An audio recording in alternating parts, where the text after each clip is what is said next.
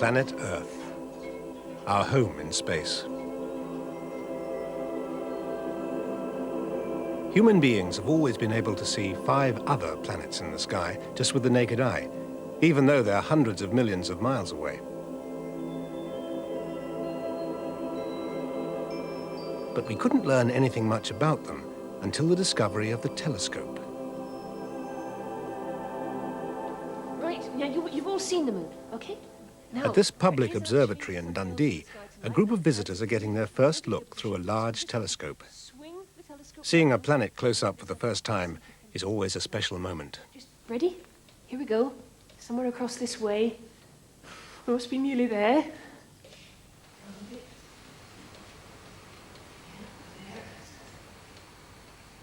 Yes, I think we've just about got that. Now I clamp it into position, and hopefully, in here, you'll have something to look at. So, who's going to look first?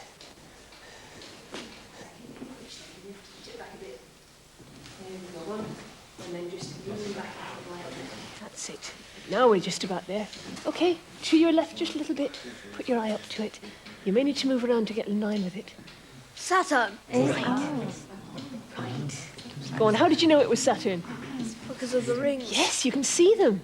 900 million miles away and you can see them. It's the only planet that looks like that, instantly recognisable, isn't it? It's jumping around a bit. It's the atmosphere, the air is always moving it around. It doesn't look absolutely pin sharp, it's a little bit fuzzy, it's just the atmosphere, it's always this problem, but there you are. And you can see how the rings go around the back of the planet, you can see the shadow of the rings there, it looks wonderfully three-dimensional. And of course those rings are not solid, it looks as if it's just cut out of paper, but they're really millions of little fragments of ice, every one of them independently orbiting around the planet. That planet is actually nearly 9 times the diameter of the Earth, so it is pretty big, but at that distance, we need all the power of our telescope to show it to you. And you know, when Galileo, who was the first man to point we think he was the first man to point a telescope at the sky and look at it, his early telescopes were so crude. He could tell there was something funny about Saturn, but he couldn't work out what it was. It seemed to have sticky outy bits. He thought perhaps it had 2 moons very close to it, but he couldn't work it out at all. They had to wait for a better generation of telescopes to find out what was really there. Imagine nobody dreamt of planets having rings around them. And when you look at Saturn on the sky, some of you have seen it out there, it just looks like a star. You would never know it looked like that. Actually, most of the big planets do have rings of some sort, but they're mostly very faint and dark and dusty rings. Why Saturn's rings are so bright and icy is just one of the many things that is not yet completely clear to us. Saturn has many proper moons, and many of them seem to be largely made of ice. It's possible that if a moon strayed too close to Saturn, the tidal forces would actually break it up and it would simply disintegrate. So perhaps we're seeing there the remains of a moon that broke up. Perhaps it's only a temporary thing. Perhaps in a few million years those rings won't be there, in which case how lucky we are to be looking at them at just the right time.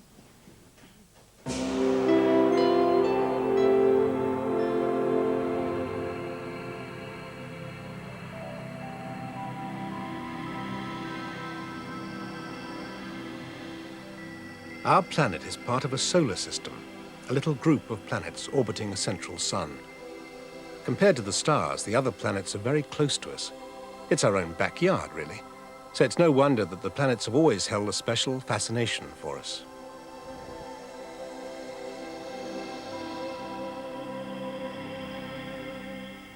Orrery is a small town in Ireland near Cork, and in 1713 the eccentric Earl commissioned what, for those days, was a fabulous model.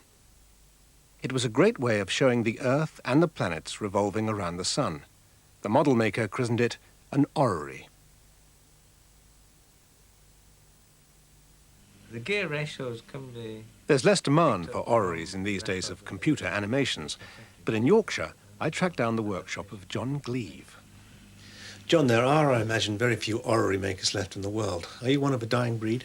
It seems to be so. I seem to be the only one, at least in the UK, who's still making them. What first got you into the way of making this?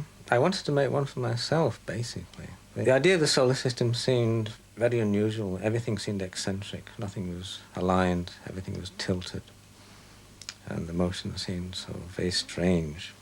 And the idea of a model was the way of getting your head around the idea. Basically, it's clock-making skills. using clock-making materials, using brass essentially because it's a beautiful material to work.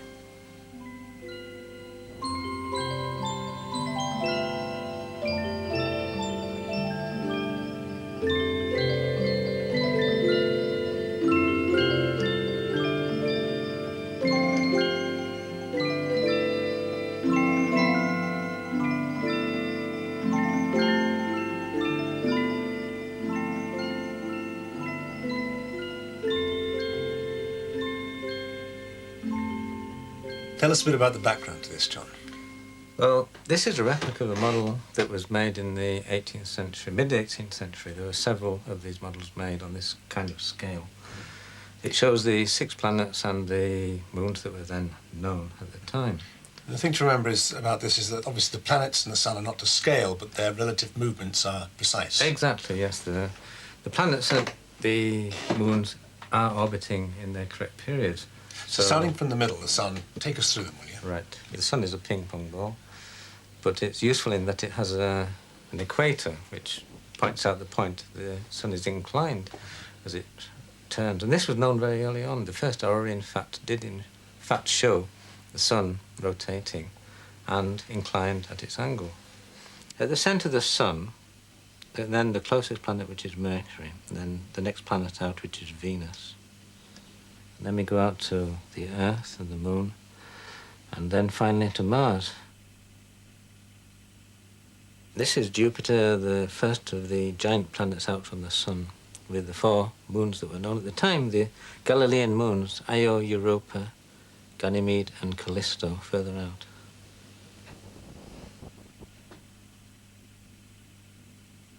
The next giant planet, of course, is Saturn with the rings, and these are the 5 moons which were known at the time.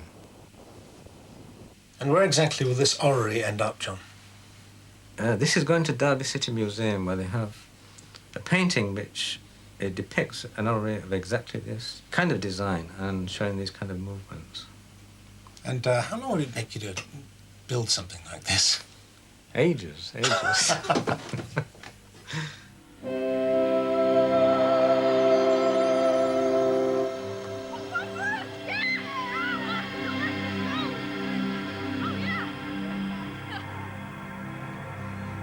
Not 900 million miles away, in Stoke-on-Trent, in fact, Paul Doherty, helped by his son, is getting ready for an evening's observing.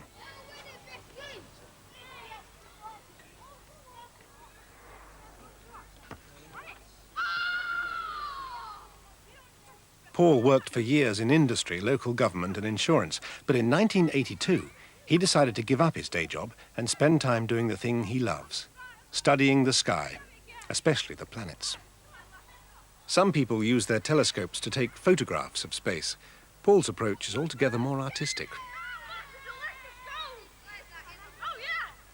It's an extraordinary looking telescope, Paul. How did you come by this thing? Well, it's built completely out of scrap. The fabric of the telescope cost me about £50. And you built it? Yeah, you want to look? Yeah. Okay. Just step down out of the way.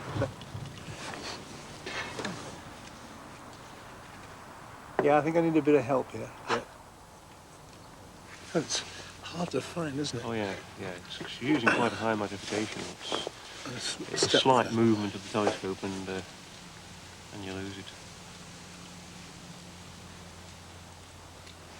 Keep sort of searching the sky there. Oh, hang on. I see it! I see it! I've lost it. No, there it is. Great.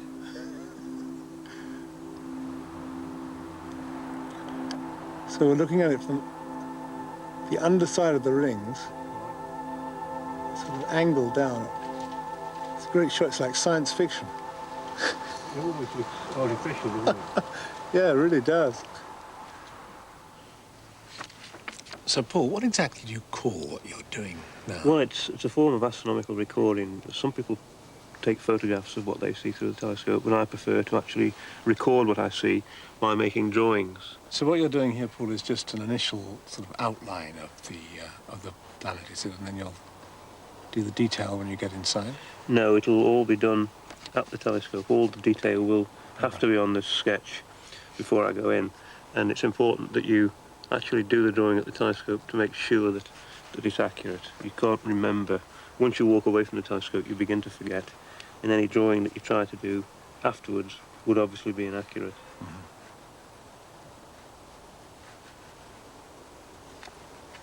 If we do actually take the odd spots now and then, it may not seem to be important, but anyone else who makes observations over the next few weeks, including myself, will be able to work out a rotation period for that area of the planet. Because these are cloud belts and they all rotate at different speeds. So it's the charting of those spots and the continual observation of them and timing across the centre of the planet, which tells us the speeds of the wind currents in Saturn's atmosphere. So let's move inside, shall we? Yeah, okay. You have to be pretty hardy to be an astronomer. Yes, that's true. Obviously everything here is black and white, so then you obviously put in the colour when you make the... Yeah, well, the observation that's made at the telescope essentially needs to be black and white. You can't do colour work in the dim light out there. So what I would do is, whilst I'm at the telescope, which you saw, is make extensive notes about the colour of the planet and about all the details that don't go into this initial black and white drawing. And then I would use all that information, basically the black and white drawing and the notes, to produce a colour observation.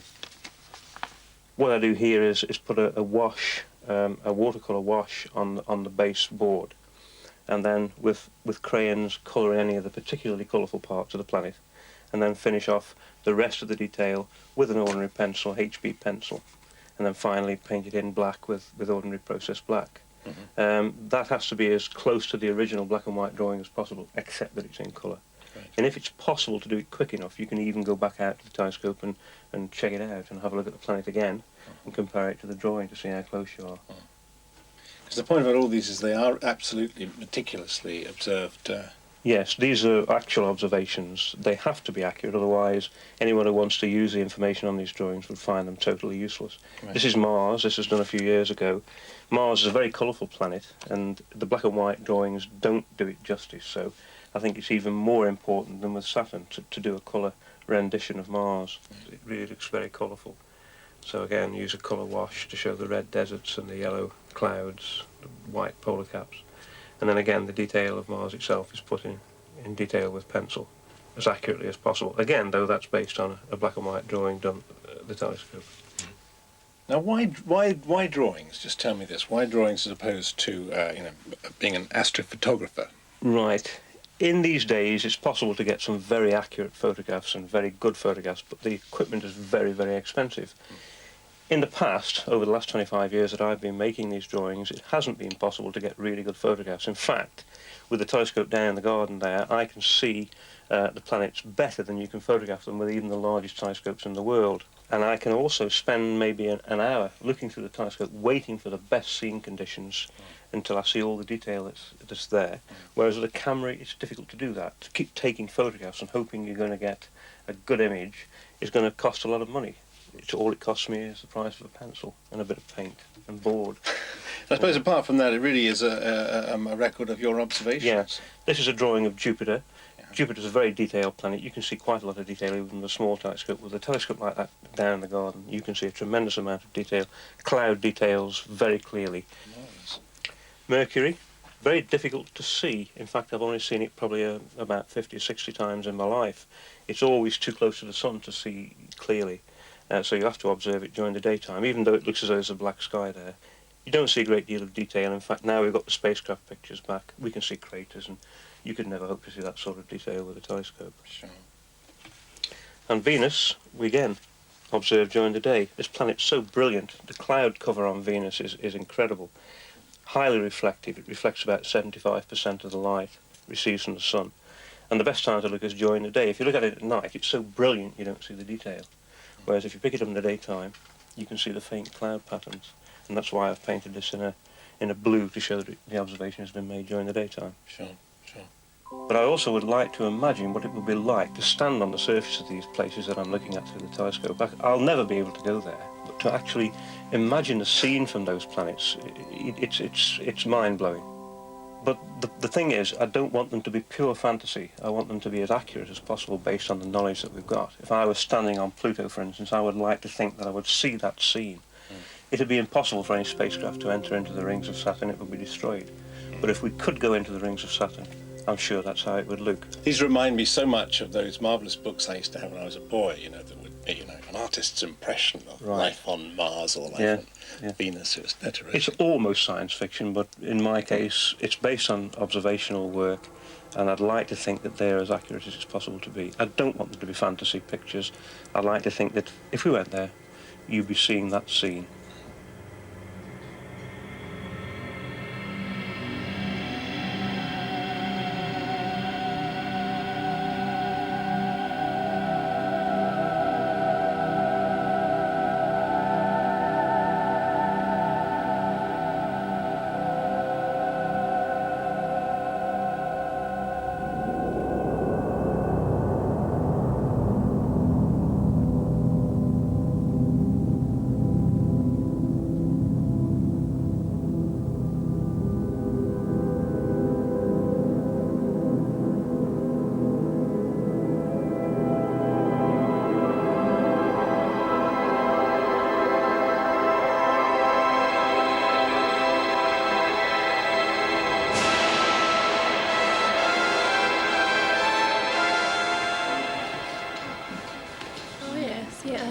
It's tiny. Yeah.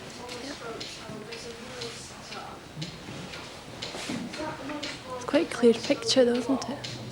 People often think that buying a telescope is the only way to get started in astronomy, but this may not be such a good idea. If you're a beginner, telescopes are not all that easy to use, especially if you rush out and buy a cheap one. The problem with any telescope is that it's only looking at a small area of sky and magnifying it, especially the ones that are sold on the strength of their enormous magnifications. Well, if you just point that telescope at random in the sky and expect to see something, you've got something like a 1 in 5,000 chance of hitting anything interesting. The rest of the time, you're just going to hit empty sky. If you are off from where you thought you were, you can't even tell which way to move. Once you find the object, you'll find it wobbles all over the place because usually the tripods are very insecure. And then even supposing you find an object, you get it to stop wobbling, the Earth is turning, the thing's going to drift out of the picture in a matter of moments and you're going to have to start all over again. Yeah, got it. Very good. We have a little campaign before Christmas every year, certainly those who are keen to buy Wee Johnny a telescope for Christmas. We assure them that Wee Johnny may be able to boast about it at school and say, I've got a telescope, but you won't actually see anything through it. If you're going to start finding your way around the night sky, the best equipment for that is your own eyes. And if you want to see more, what you need is probably not a telescope, but a pair of binoculars. The thing to remember, however, is that magnification is not the be-all and end-all. What you want is a bright image. These binoculars are 8 by 42. 8 is the magnification, 42 is the diameter of the lens at the front in millimeters. The bigger this is, the more light and the brighter the picture. So avoid those compact binoculars, which are, say, 8 by 24. They'll only give you a very dim image when you look in the sky. And many small telescopes, similarly, have a tiny lens at the front and promise enormous magnification. But the image is so dim, you can't really see anything. Then in the mid-1860s, there was a big expansion in the observatory. They acquired... Fintan O'Reilly runs the Astronomy Society at his school, though his real job is teaching Latin. He remembers clearly the moment when a pair of binoculars sparked his interest in astronomy. When I was about 15, I was coming home one night in a city I made in Glasgow, bright streetlights, and I happened to notice in the sky a bright, what looked an exceptionally bright star. And I was somewhat intrigued and puzzled. I borrowed my father's binoculars, and then when I had a look at that, I noticed there were 4 little stars beside it. I was even more intrigued, and it took a visit to the local library, to the astronomy section, to get a book out and then comb through that, and then discovering that, in fact, I was actually looking at the planet Jupiter with its 4 Galilean moons. And that's the first time the space age had begun, and I was kind of under the impression you really needed a spaceship or a huge telescope like this to see a planet. It's the first time I realized you could actually see planets with the naked eye, and you could see a lot of quite interesting things with ordinary, small pair of binoculars.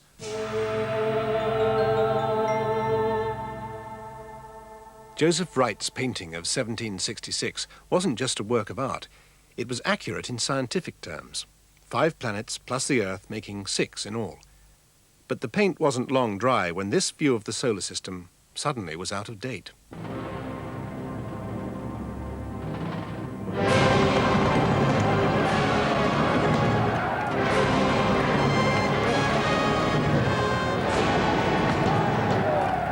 Battle of Hastenbeck in 1756. And a young musician in the German army band, William Herschel, found himself spending the night in a ditch, hiding from the French. He decided then and there to leave the army and come to Britain.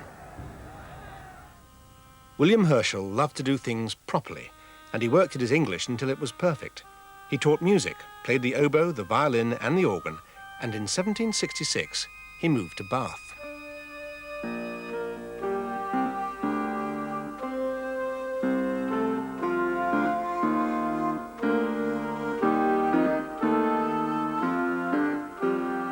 This house in New King Street was where the great event of his life occurred, but it had nothing to do with music.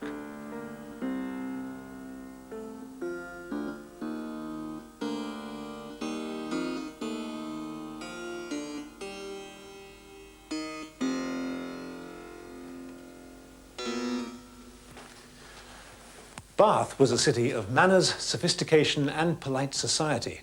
And William Herschel, with his now flawless English, his musical ability, and his good looks, must have found it all very agreeable. He composed music, he organized concerts, he gave private music lessons, and he could have lived out his life very comfortably here in Bath. But his interest in discovering new things was unstoppable.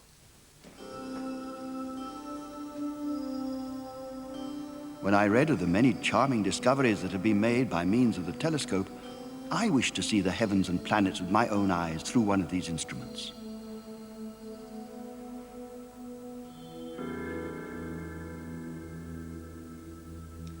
Herschel didn't have the money to buy a really good telescope, so he decided to build his own.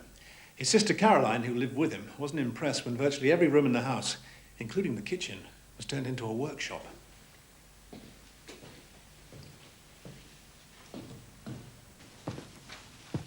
His first task involved heating up mixtures of copper and tin to make the metal discs that he would then grind and polish to make mirrors.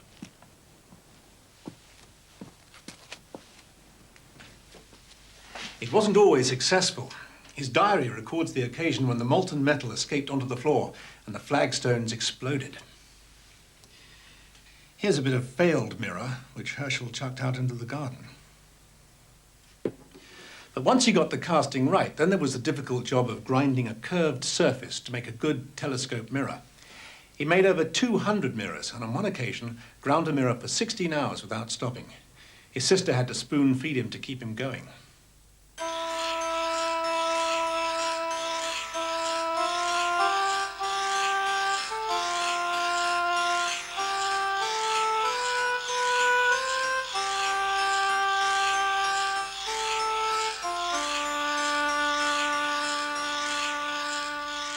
He tested his mirrors with a candle flame by looking to see if the image was distorted or not.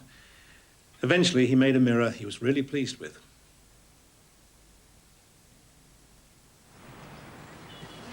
Herschel was a real back garden astronomer. Once he had his mirror, he could build the rest of the telescope himself. The light travels down the wooden tube here to the mirror, which is down here. The mirror reflects the light back up to a small mirror, which turns the beam sideways into the eyepiece. Herschel also built his own eyepieces.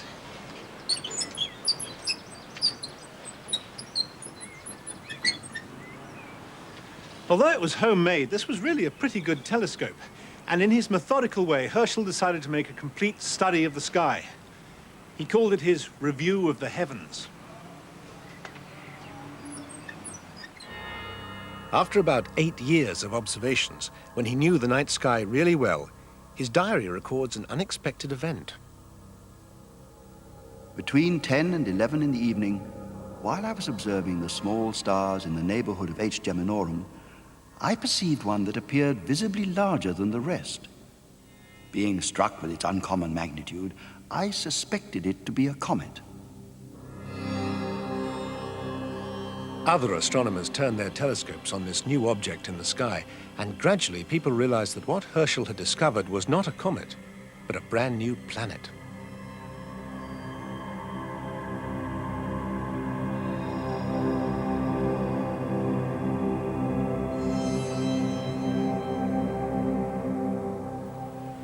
The planet Saturn, 900 million miles away, had been the most distant object in the solar system. But this new planet was twice as far away. And so overnight, with his homemade telescope, Herschel had doubled the size of the known solar system. Herschel became famous and the king granted him a royal pension, so he initially named the planet the Star of George.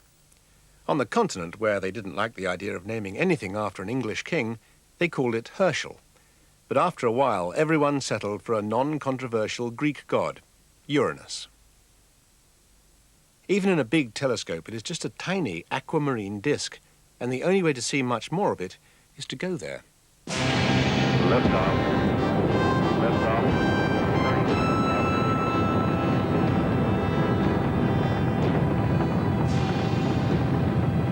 What would Herschel have thought of Voyager 2, the unmanned spacecraft sent out to take a closer look at the planets?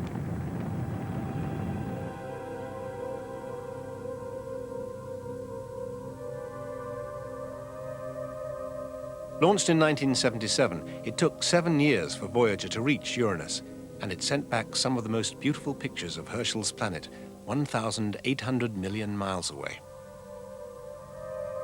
4 times the size of Earth, Uranus is a frozen planet with an average temperature of -220.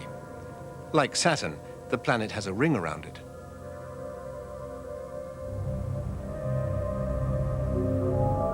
It's covered in clouds of frozen methane.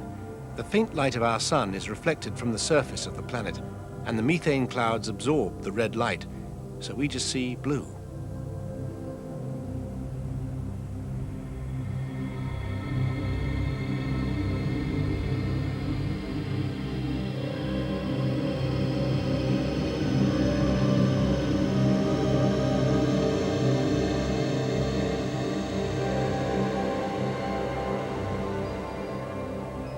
Since then, 2 more planets, Neptune and Pluto, have been discovered, even further from the Sun than Uranus, making a total of 9 planets orbiting our Sun.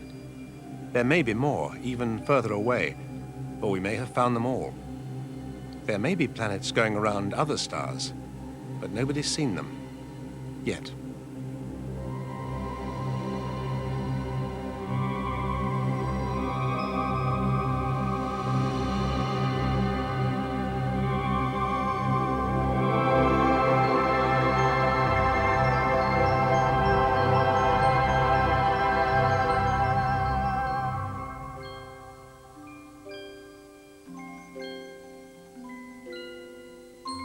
We put together an astronomy project pack, which will help to get you started if you'd like to find out more about the night sky. If you'd like a pack, please send a cheque or postal order for £9.99 made out to BBC Education to this address. Astronomy Pack, P.O. Box 7, London W3 6XJ.